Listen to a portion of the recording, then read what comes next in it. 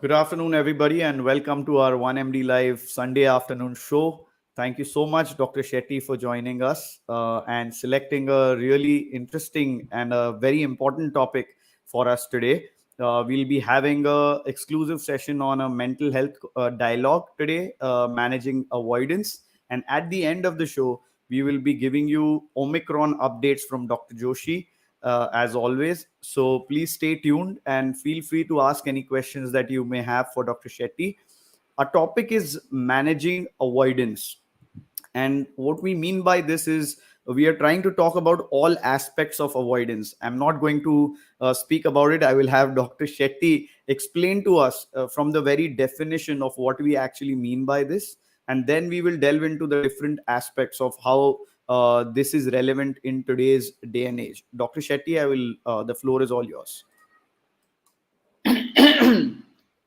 Well, all those who have lost anybody, anywhere, anytime, especially accidentally, suddenly, unnaturally,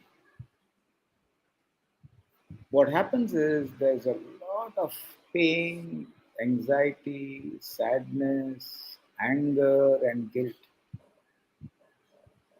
And that makes the person very uncomfortable. Hmm. And as a few days pass, Anirudh, Hmm.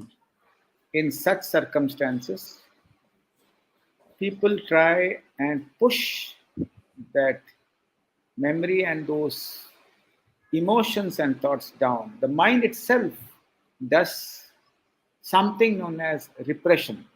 It's a Hmm. defense mechanism to protect the mind, conscious mind, from injury and discomfort. Hmm. So, what are the outcomes?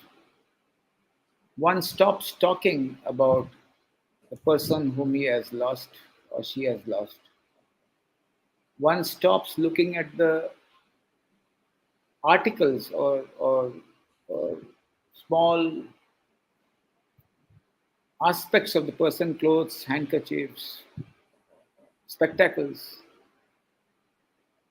One stops opening the cupboard or the almirah or the drawer which the person has used out of distress that if I open it, I will be overwhelmed with emotions and I will not be able to handle it.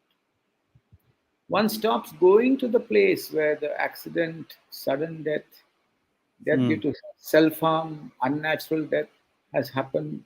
In fact, people avoid roads, people Hmm. avoid the hospitals where their loved ones have passed away. They say, इस hospital में नहीं नहीं जाना. दूसरे hospital में जाएंगे.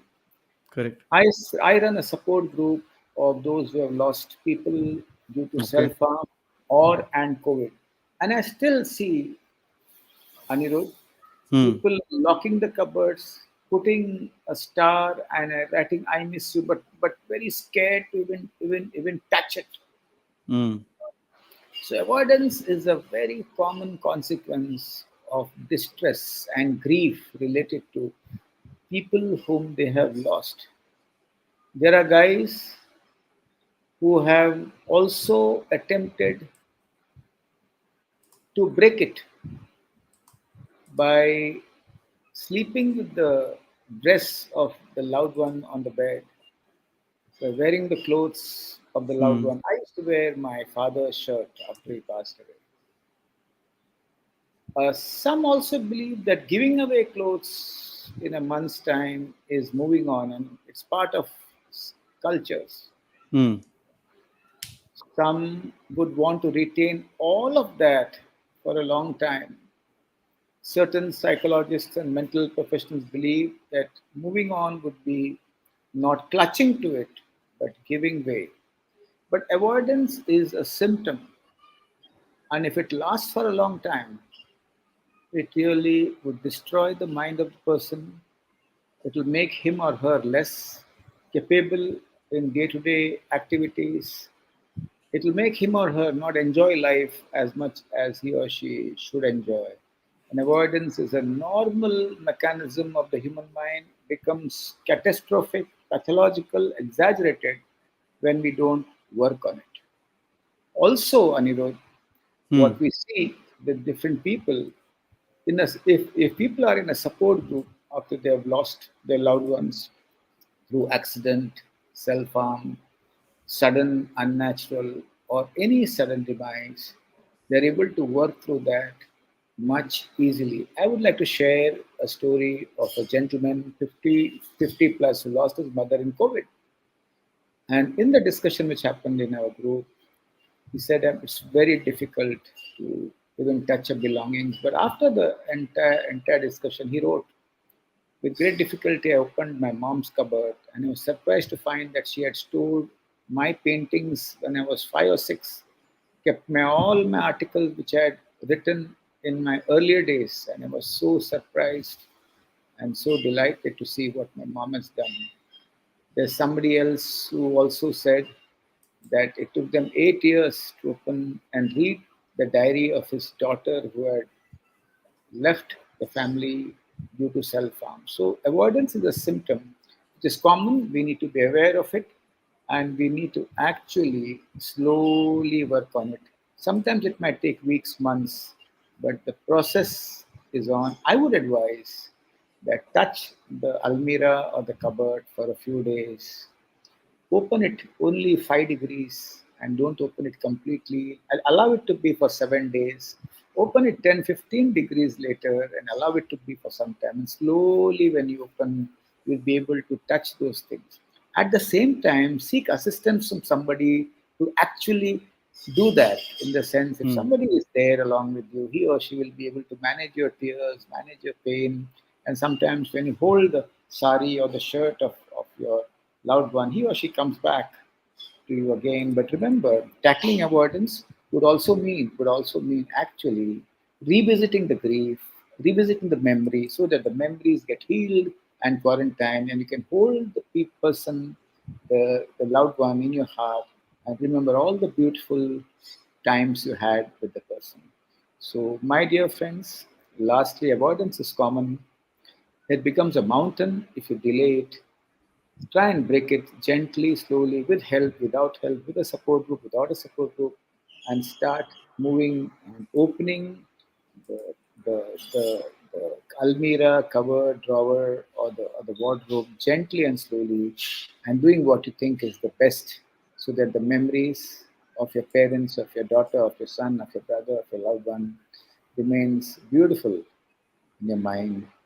And that is something which is so, so important. That is so beautiful, Dr. Shetty. I would like to actually probe you further a little bit on this, especially in case of self harm, as you mentioned, or in unnatural death, like an accident or so.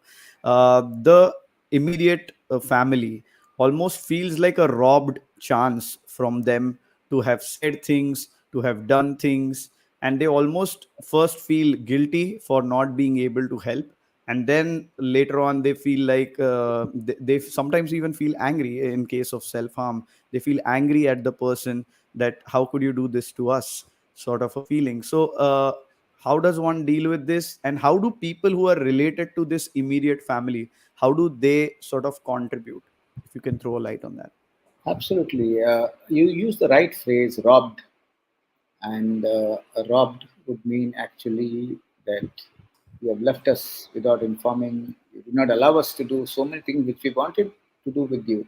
So a lot of people get a lot of memories. मैंने उस पे चिल्लाया, मैंने उसे डांटा, उसने कहा कि मुझे बाहर जाना था, मैंने जाने नहीं दिया, Hmm. मैंने बहुत कुछ उसके फरमाइशें, इच्छाएं को पूरा होने नहीं दिया.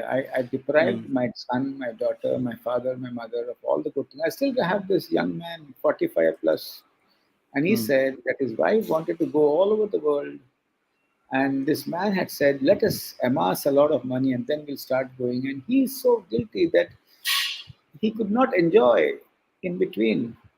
And he feels so guilty at this point of time, and he feels so horrible that he did not allow his wife to go around, though he had the money to do that, and that guilt is eating him up. He's part of a support group, and we all are helping him together.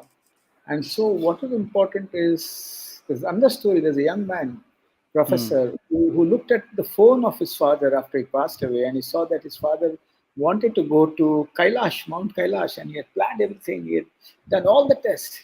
And according to him, his methodology of managing that deprivation or that guilt is they going themselves in the memory Hmm. of their father to not to Kailash but to Vaishno Devi and other places similar to places. And with that, they feel nice that they have really done what the father wished to do. So there are Hmm. different ways of handling the robbing. My friend Captain Rajiv Gupta's son passed away, and we were all witness to it at a very young age. And Captain Rajiv says here so beautifully that I've experienced the feeling of touching the clothes of my lost son. It revives memories even after 25 years. And what happens to Captain Rajiv Gupte with his son Shahul is that he goes back to his old memories and the memories get slowly healed. And at the same time, Captain Rajiv Gupte recalls the good memories with Shahul. He would remember all the good sentences. So if you block the memories, locked minds, it'll explode. You'll suffer. You'll Hmm. suffer. I still remember one lady who lost her mother at the age of 13, lost her father a little later due to a heart attack because she felt at that point of time that he blocked his memories. So, what Captain also advises by sharing is that please unlock your memories periodically by Hmm. doing all those things. And so as you said, robbed. So you may Yeah. have guilt, you may have anger, and anger is also a very powerful emotion. I still Yeah. remember my friend, whom I can name, Mahesh, uh, is is is is so angry at his daughter, whom he lost due to self harm years ago. And he said, how can you do this when we are all around? How can you do this? What have you done to you that you had to do this and cause so much pain? So this anger, but slowly he comes back to the thought, and he says, which is very important, is that she passed away because of depression and sometimes, as my friend Nyana says, that all surgeons also have that unnatural experience on the operating table. All psychiatrists have this unnatural experience of patients passing away due to self harm. So he is not responsible. As I tell Mahesh Puri all the time, he is not responsible, and anger goes away.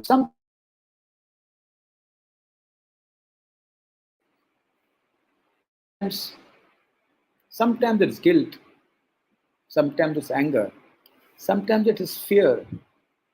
When somebody loses somebody, say for example, a young daughter loses her mother or her father, he or she, young son or daughter, suddenly gets scared. But whether he or she will lose the other parent, because parents are everything to their children.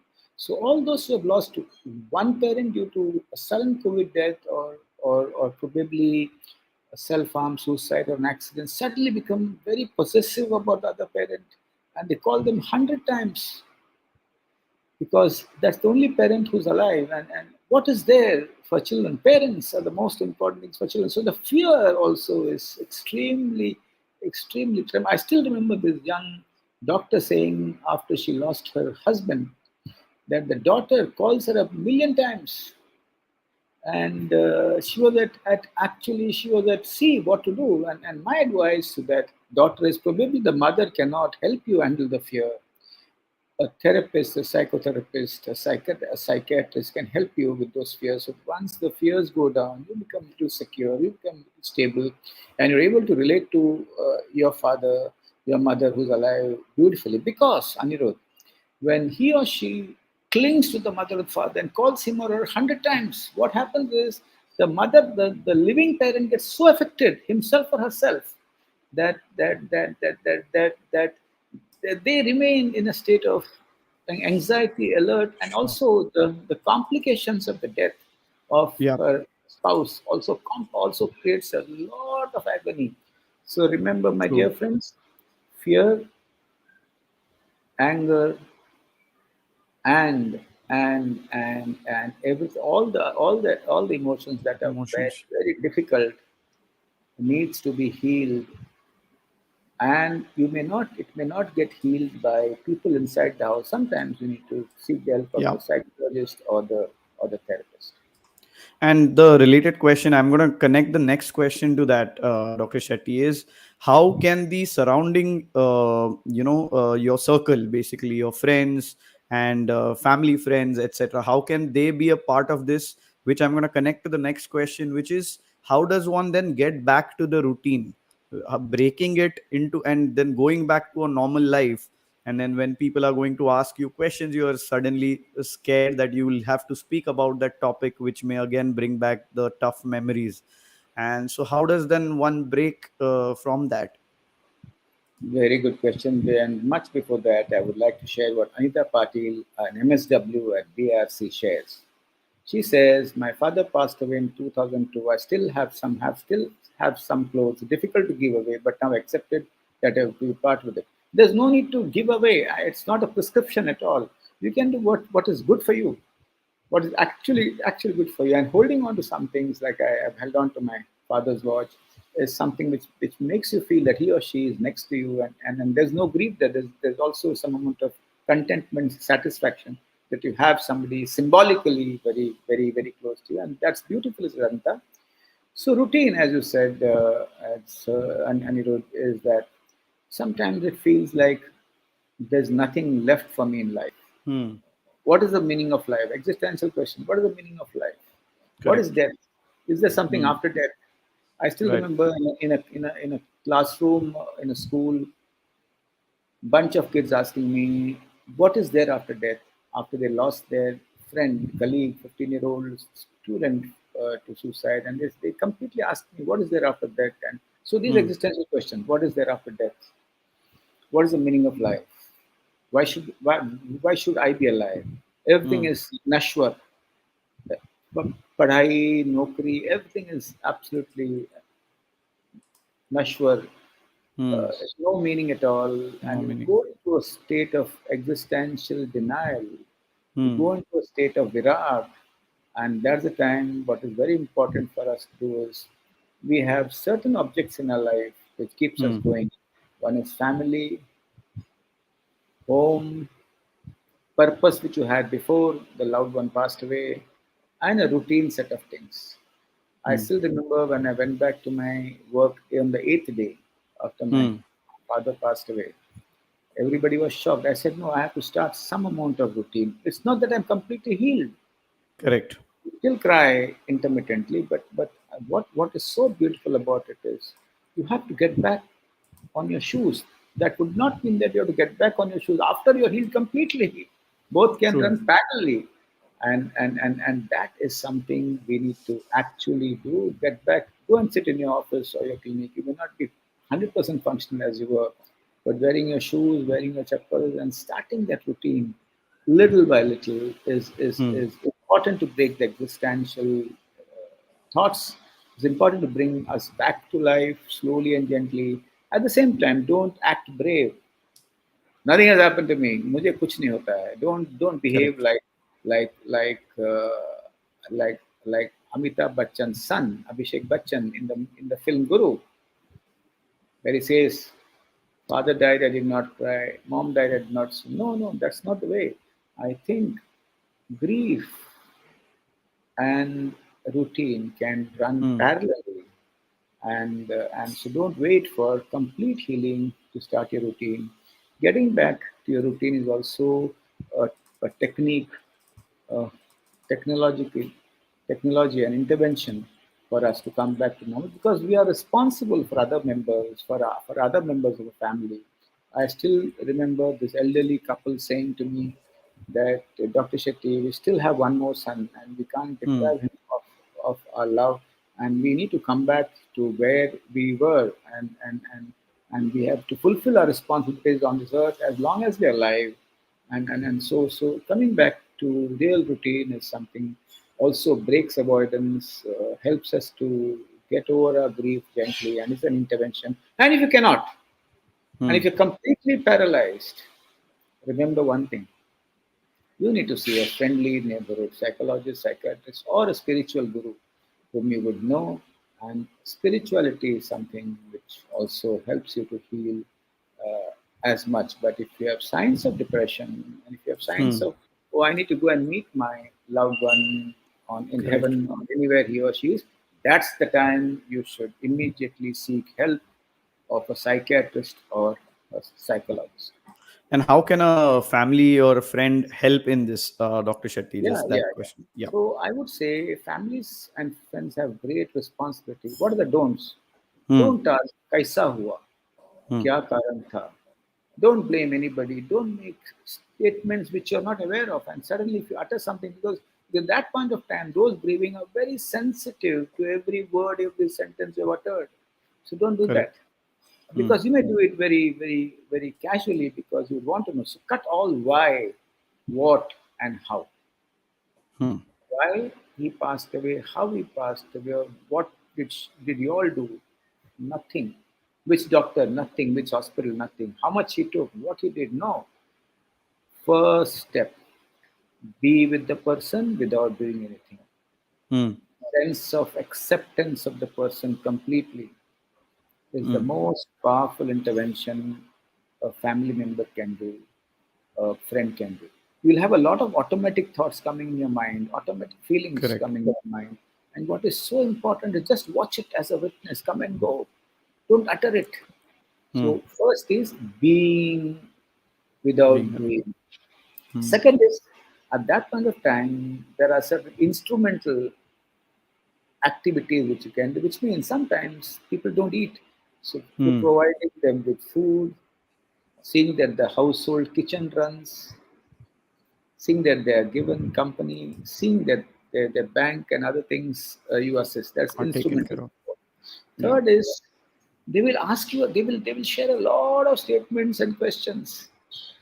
And so much. There is no need for you to answer all the questions. Actually, they're sharing, they're not expecting an answer. They're Hmm. looking at you as a soundboard, as a mirror to Correct. reflect. They're not looking for answers. So see to it that you actually allow them to share whatever they want. Even if you feel it's absolutely ridiculous, sometimes you'll Hmm. see ridiculous sentences being uttered. And in turmoil, what is ridiculous for you may be sensible for them, and that is something you need to really. That's third. Fourth is, in this happens in India all the time, Anirudh, Yeah. and that is that people tend to flock in Hmm. the first few days, and Yeah. then they're lost, then they're missing. Absolutely. They're not there at all. So what do?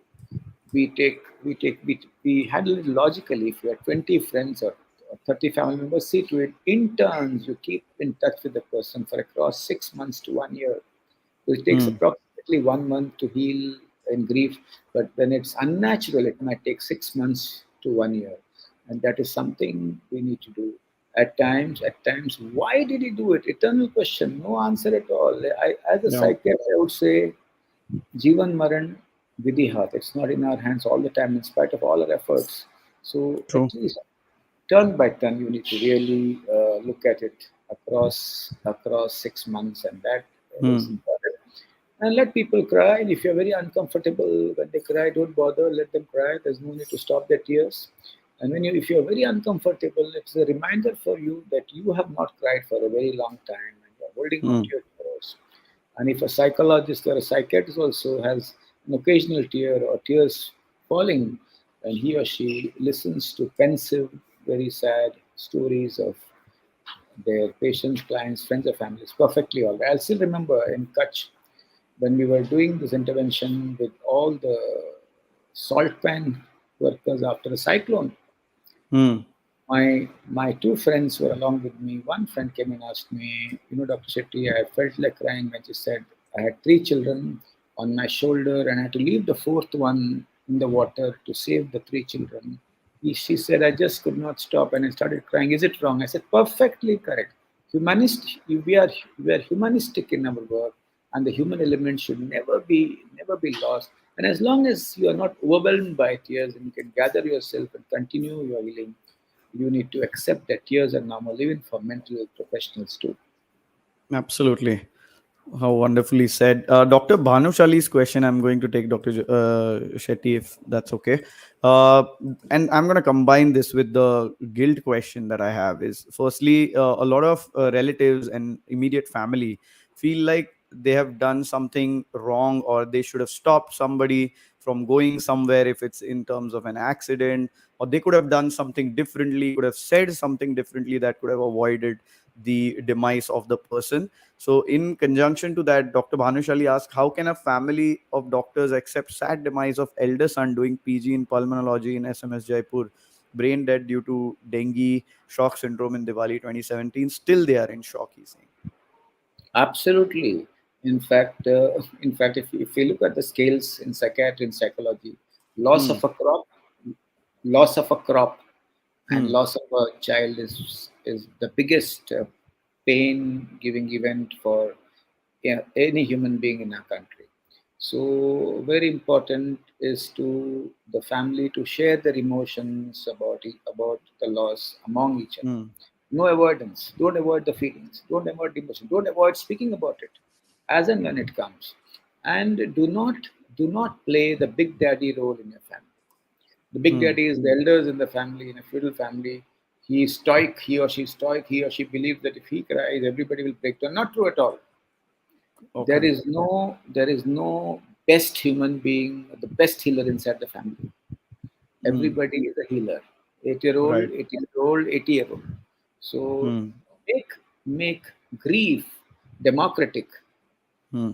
make healing democratic, and which Right. means please sit around, take his photograph, and talk about him. Whatever comes to your mind. If you cry, if you break down and cry, it's perfectly normal. And Hmm. so slowly acceptance starts. Many people even avoid the photograph of the person who has passed away. They keep the photograph in the deepest pocket, Pocket. Yeah. and so many do not look at the photograph. So that is one. Number two is that go through the entire process of what happened to him, nothing wrong at all, and go and meet the doctor. I call that a death visit, Hmm. post death healing, a post demise healing. Meeting the doctor is so important, but doctors are so uncomfortable Hmm. because they are not Doing trained this as themselves. doctors Yeah. to do that. So what is important is listen to the doctor exactly what happened, all what the doctor did, etc., etc. So you also have a sense of comfort that you did your best for this for your son, and Hmm. that is so important. Third is, as you slowly, democratically, without fear, shame, share your feelings, your words, your thoughts, your tears, and also be open about the sensations happening in your body.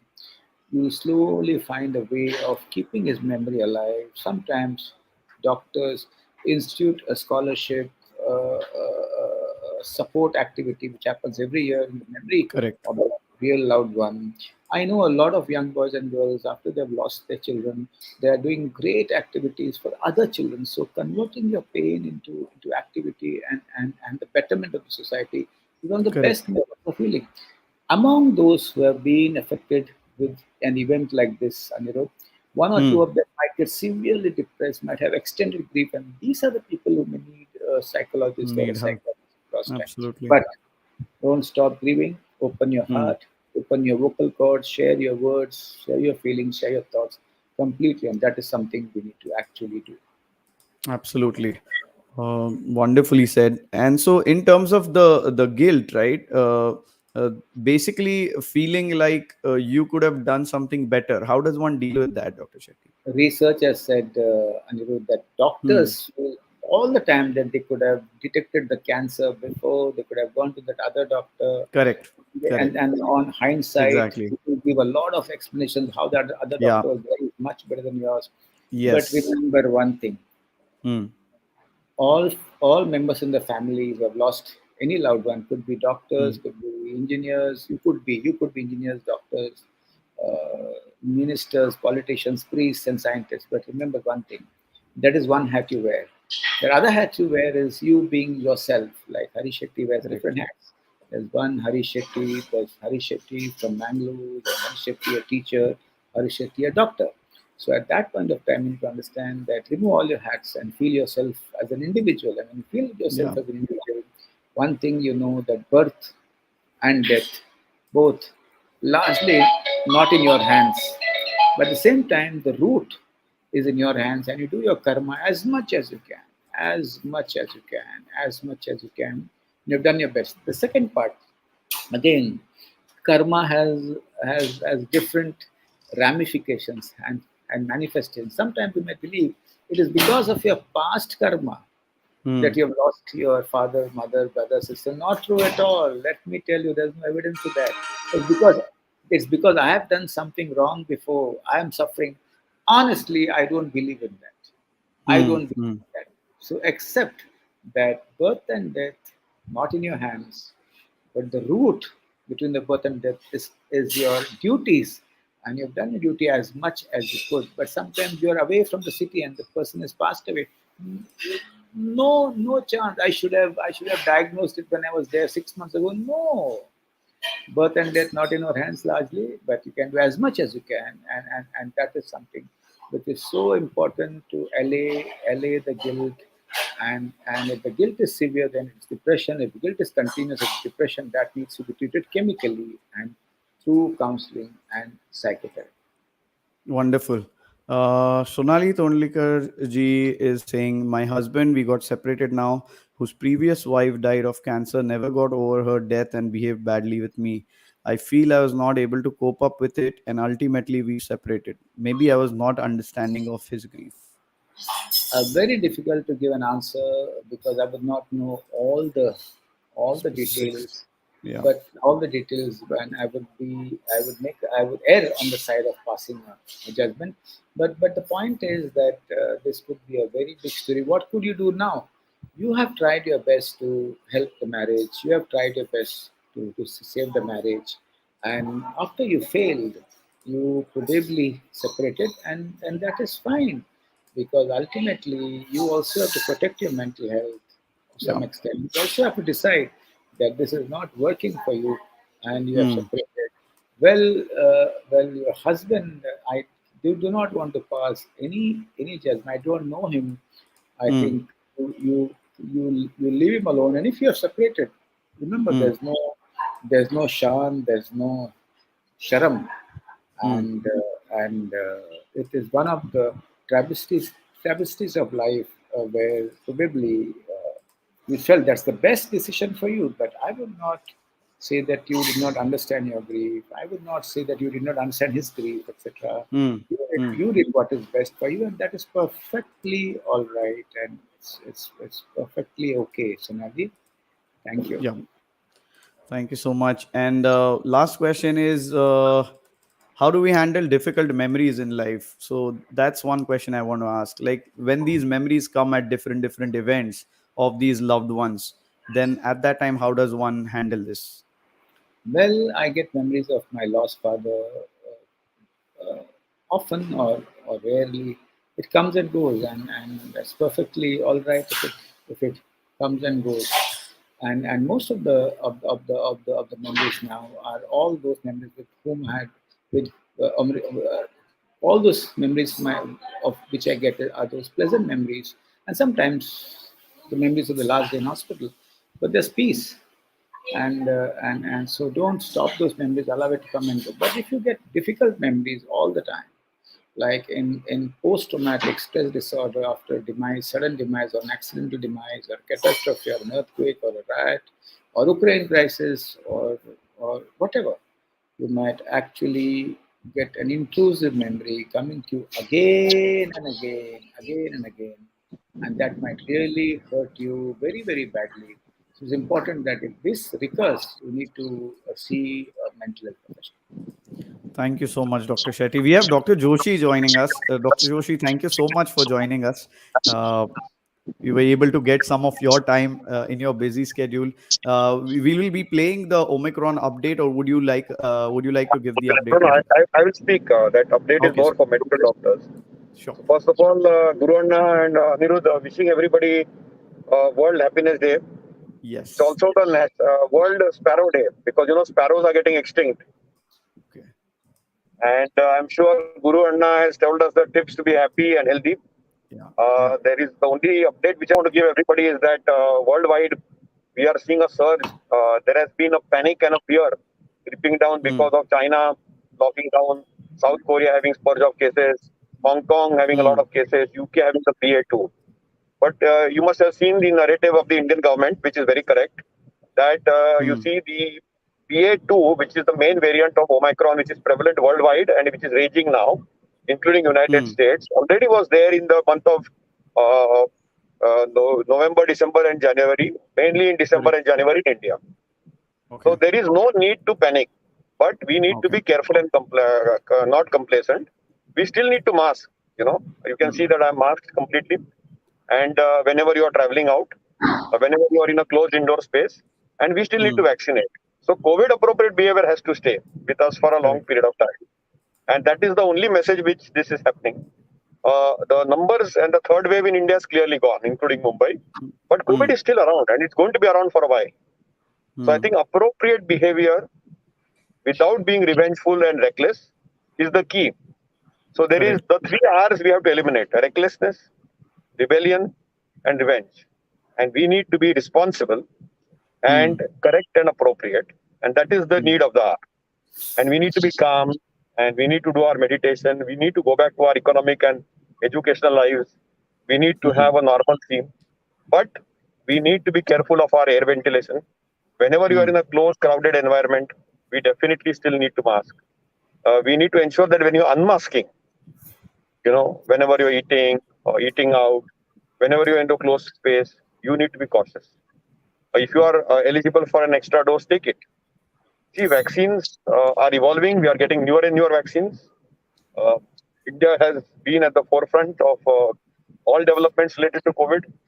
So our conquest for COVID still continues. At the same time, we should not forget non-COVID work.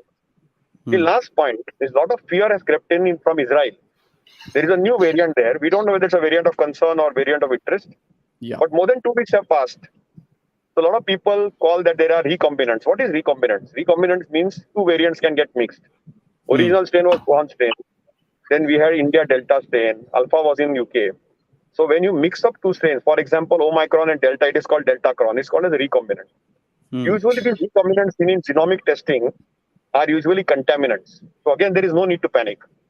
But we should be on the vigil that any virus which is mutating will mutate. They will be like we wear new clothes. The virus will wear new clothes. We only have to hope and pray that it doesn't become virulent and it may be contagious. So we need to be careful and cautious. Basically, we have to now stay healthy and live happily with the virus. So there has to be a symbiotic relationship between the virus and the human being. And the virus is not our enemy, but virus considers us as its enemy. And we have to is occurring less and less now. Only symptomatic. It definitely leaves aftermath of long COVID. Long COVID is a huge problem worldwide, so it's not gone. It's still very much around, but I think we are getting better and better, and we still are continuing our innovation research in diagnostics, in various other things. So remember, COVID is a seasonal and a cyclical disease. So there is some amount of cyclicity. So that imminent threat of fourth wave is not gone, but the likelihood of that wave disrupting our day-to-day lives is very unlikely. The likelihood of that wave disrupting our day-to-day lives is very unlikely. But the likelihood of any new wave coming in the next 3 to 6 months in absence of a new variant is also very unlikely. So it's a low probability. So I want to give hope. I want to tell people that be positive and hopeful. Don't be fearful, but doesn't mean that you become reckless, rebellious. And wear masks. We are sometimes the only mask people around. As if people think that COVID has gone. That's not correct. I think there is a little bit of a yellow signal there. There is no red signal. But let that yellow become green and let that yellow not become red. We are not in the green zone, though we are in a green environment. And you have put that beautiful, our names in green, Anirudh. We still have a little more path to prevail. And once again, I encourage Guru Anna to give all of us tips of happiness, kindness, and gratitude. We are all grateful to planet Earth that we are alive. We are all grateful to people at large. We are here to help out each other. And please do not forget your non-COVID diseases. Yeah. So it is not just important to focus on COVID now, because worldwide we are seeing that people who have had non-COVID diseases, maybe it's a lung disease, maybe it's blood pressure, maybe it's heart disease, maybe it's diabetes, Mm. they don't take care of those diseases. For 2 years, Mm. they have not taken care of themselves. And because they didn't take care of themselves, now they should not land up with a complication due to that. So that is Correct. taking care of that is as important as taking care of COVID. So I wish Mm. everybody a very nice and a beautiful Sunday. Yeah. Holi is burning off all negativity with full of all positivity. All the negative karma, we burn it out and we look forward to positivity. We have a lot of fasting and feasting seasons coming up. There was a Badi Raat on Friday night. We have Sankashti tomorrow. We have Lent fasting going on. We have Ramadan fasting coming up. We have the first Chaitra Navaratri coming up. So whenever these fasting and feasting is there is a change of season. Whenever there is Mm. a change of season, there are outbreaks of allergies.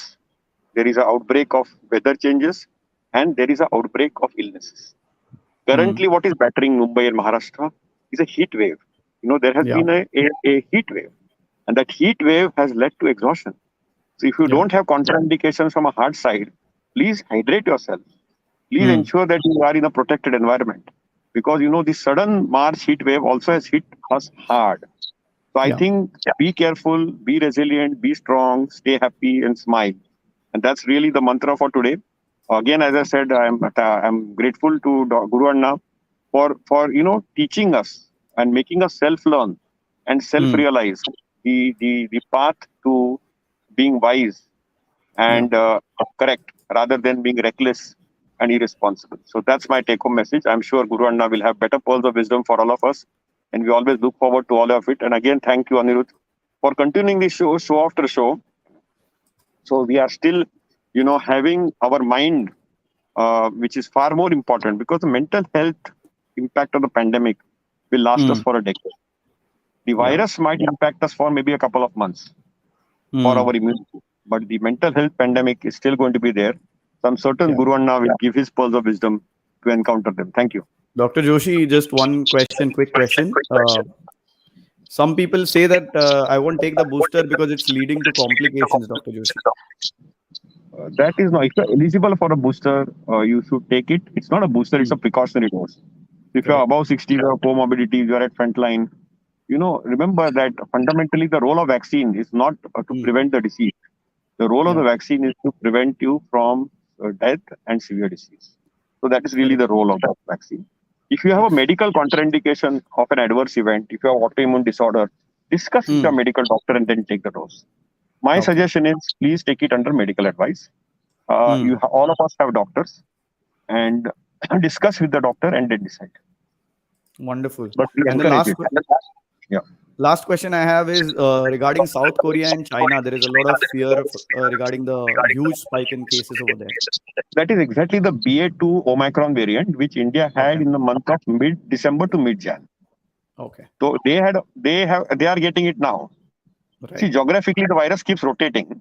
So ये rotation में उधर अभी चला गया. Okay. It's traveling. It's traveling. Why can't That's it? Chalo. Yeah. Thank you so much, Dr. Joshi. Dr. Shetty, one last question and your last messages. How to deal with recurring thought to be able to meet the lost loved one last time. Grief does not have an expiry date. Absolutely. Grief has no expiry date, but it changes colors. It changes color. That I think is so important. And when I say it changes colors, I would mean that you have difficult feelings initially and a lot of tears, and slowly as the tears go down, the memories come up which have been beautiful with your loved one. And so grief changes colors. There is no complete closure to any separation, breakup, or death. So Hmm. these colors also color your life and reminds you of your purpose, reminds you of your responsibilities, and reminds you of the beautiful times you have had with your loved one, separation or death. And that is so important. And at the end, I would like to share that there's a lot of things happening around the world, Hmm. and the world is in a state of flux, turmoil, emotional, and also in terms of narratives. What we need to do is being dynamically neutral. And what is dynamic neutrality? It is basically doing your yoga, doing all those things which keeps you mindful. As Shashank says, that we need to be happily coexisting with the virus as it travels across the Yeah. world. At the same time, dynamic neutrality means you have every right to hold your views, act on your views, so that the world becomes a peaceful place. And if you are at war on WhatsApp groups, remember, in the ancient times, somebody said, I don't know if it's Adi Shankara or somebody else, that the objective of the debate is to arrive at the truth, not win or lose. Yeah. So put your facts dispassionately, Hmm. put your facts without rancor as far as possible, and you'll find people across also change and they also start putting facts in rank. You may not agree with each other. Truth may be Hmm. still a long way ahead, but there's always many sides to a story, and that is something we need to actually hold so that we can sleep well, increase our immunity, improve our mental health, and be fighting fit. Thank you. Thank you so much, Dr. Shetty and Dr. Joshi. And we'll see you again next Sunday. Thank you, all of you, for joining us week after week. We'll see you next Sunday. Thank you.